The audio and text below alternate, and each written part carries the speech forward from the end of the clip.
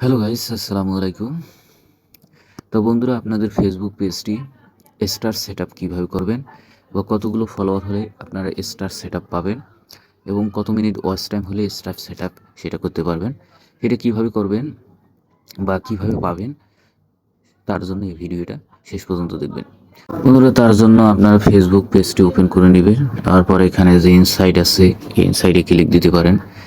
দেওয়ার পর এখানে মনিটাইজ নামে যে অপশনটা, আপনার এই মনিটাইজ বাটনে একটা ক্লিক দিবেন। দিয়ে স্ক্রল ডাউন করে নিচে আসবেন, এখানে স্টার্ট নামে যে অপশনটা, আপনারা এই স্টার্টে একটা ক্লিক দিবেন। ক্লিক দিলে এরকম একটা ইন্টারফেস চলে আসবে। এখানে স্ক্রল ডাউন করে নিচে আসবেন, আসার পর এখানে ক্রাইটেরিয়া মিট ডিসি কিওয়ার্ডটা দেখতে পারতেছেন সাইটটা। তার মধ্যে ইউ ফলো ফেসবুক, 1 নম্বর কন্টেন্ট মনিটাইজেশন পলিসি, 1 নম্বর ক্রাইটেরিয়া ফিল আপ, দ্বিতীয়তে you inside in eligible country, এটা ফিল আপ। 3 নম্বরে যেটা আছে যে 1000 ফলোয়ার লাগবে, 1000 ফলোয়ার লাগবে।